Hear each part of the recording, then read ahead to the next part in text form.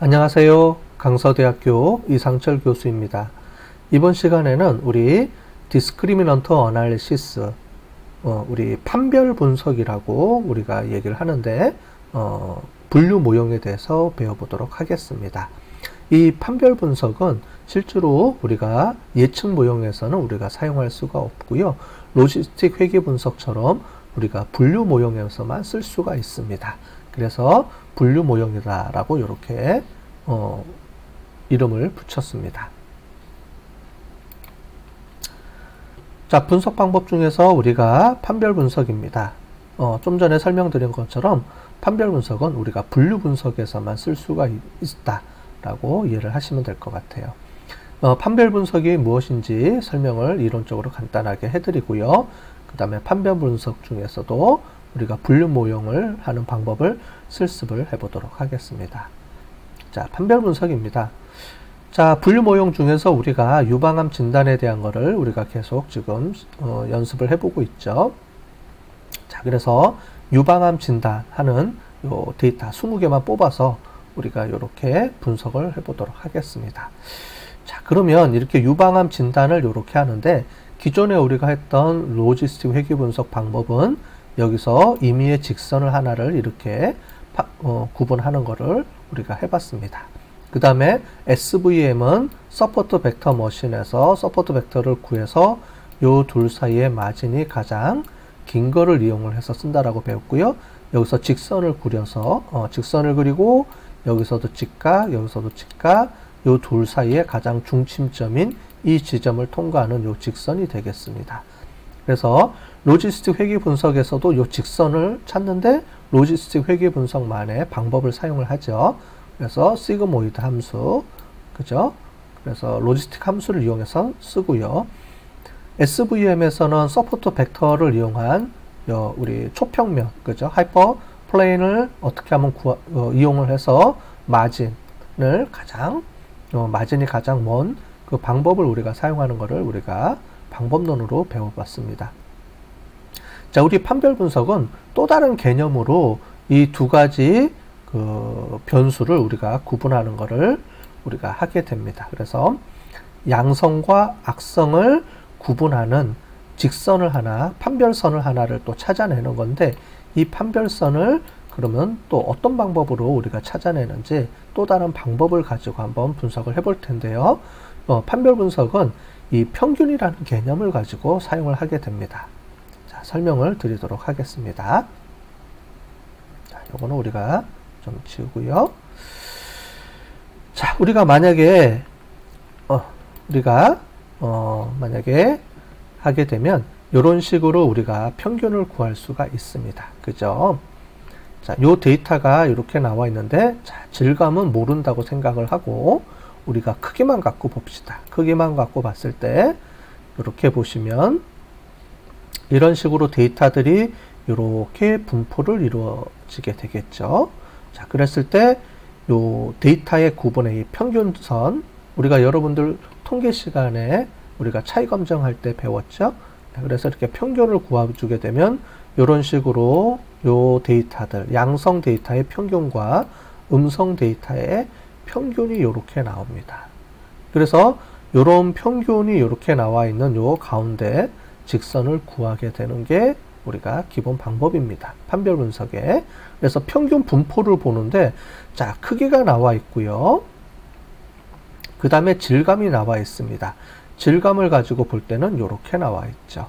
자, 그래서 판별 분석은 실제로 판별식을 구하는데 우리가 데이터, 즉 클래스가 있으면 클래스가 2개면 판별 분석식은 하나가 됩니다. 자, 그래서 이 n-1로 판별식이 형성이 돼요. 왜냐하면 A 아니면 지금 보면 이 두 가지 유방암 예를 들어보면 지금 양성과 악성을 구분하게 되죠. 그래서 이 둘 사이를 구분하는 하나의 직선을 우리가 찾게 됩니다. 만약에 이게 그룹이 3개다 그러면 직선이, 판별선이 2개가 되겠죠. 그래서 판별 분석은 공식처럼 n-1의 공식을 판별선을 찾아주게 돼요. 그래서 우리가 타겟으로 하는 클래스 변수, 즉 결과 변수의 그 수가 몇 개냐에 따라서 판별식이 몇 개가 나오는지가 결정이 됩니다. 자, 지금 보면 크기하고 질감으로 봤을 때 크기를 중심으로 갔을 때 보고요. 그 다음에 자, 이렇게 질감으로 봤을 때 죄송합니다. 다시. 자, 크기로 봤을 때는 이렇게 나오면 이렇게 평균, 크기를 중심으로 해서는 평균이 이렇게 나오고요. 그 다음에 질감으로 봤을 때는 평균이 이렇게 나오는데 질감으로 보면 평균 사이에 거리가 이렇게 붙어 있으니까 여러분들 구분이 잘 안 되죠. 자, 우리가 지금 하는 목적은 분류 모형입니다. 분류 모형은 여기서 보시면 동그라미, 파란색 동그라미와 빨간색 X, 즉 양성과 악성을 잘 구분을 해내는 모형을 만드는 거예요. 근데 평균이 보면 여기는 평균이 골고루 이렇게 둘이 혼재가 돼 있죠. 그룹 간의 평균들이 혼재가 돼 있기 때문에 잘 이쪽 질감을 가지고 질감의 평균을 기반으로 해서 우리가 판별식을 세우면 잘 분류가 안 되는 것처럼 보이시죠. 그래서 이 질감하고 우리가 조금 전에 봤던 크기, 이 두 가지 중에 보면 크기를 이렇게 보면 질감보다 좀 더 이렇게 넓게 벌어져 있으니까 분류가 좀 더 잘 됐다라고 볼 수가 있겠습니다.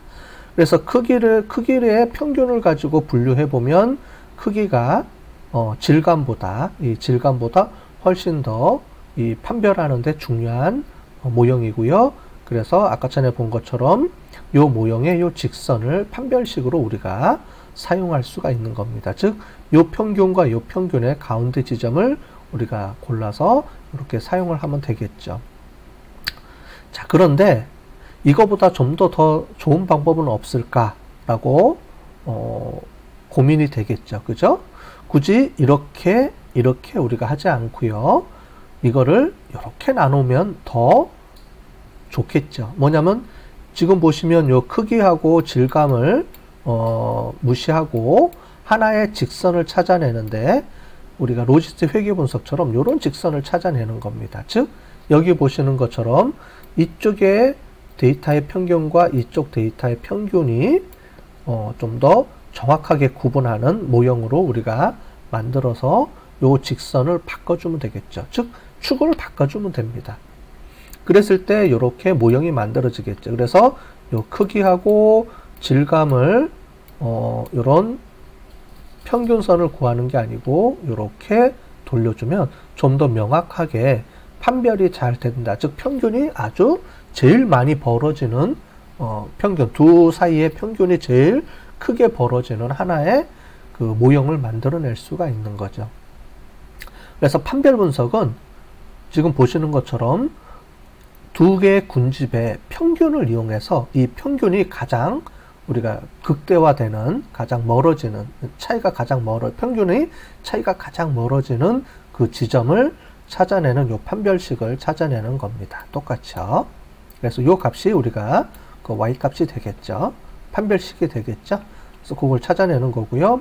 실제로 분석해 보면 악성과 양성의 그룹이 이런 식의 모형이 극대로 이렇게 0을 중심으로 해서 보면 많이 벌어지는 것처럼 우리가 볼 수가 있겠죠. 지금 본 요 모형으로 찾아낸 최종 모형의 그 평균 값을 이렇게 그래프로 표현해 준 겁니다. 자, 그래서 판별 분석 우리가 보면 리니어 모형들 뭐 여러 가지 모형들의 특징이 있다 그랬잖아요. 그래서 지금 우리가 계속 설명을 드리는 거는 이론들마다, 즉 모형들마다 어떤 그 분석하는, 그 판별하는 또는 분류하는 특징들이 다 차이가 있기 때문에 그 모형에 따라서 데이터의 특성에 따라서 우리가 어느 모형이 더 좋을 수가 있고 나쁠 수가 있고요. 또는 여러분들이 분석을 하시면서 또 내가 쓰고 싶은 모형들이 있을 거예요. 그런 모형들이 이러한 특성이 있기 때문에 나는 이 모형을 한번 사용해 보고 싶다. 그러면 여러분들이 골라서 이런 이론을 잘 배우고 골라서 쓰시면 좋겠죠. 자, 그러면 우리 판별 분석에 대해서 이론을 마무리를 하고요. 이 판별 분석을 이용해서 실제로 분석하는 방법을 실습을 해보도록 하겠습니다. 자, 판별 분석은 말씀드린 것처럼 예측 모형은 없습니다. 판별 분석은 타겟 변수가 우리가 분류 모형인 타겟 변수가 우리가 범주형인 분류 모형만 사용할 수가 있어요. 그래서 실습도 분류 모형만 가지고 우리가 실습을 하게 할 겁니다. 자, 그러면 우리가 실습을 해보도록 하겠습니다.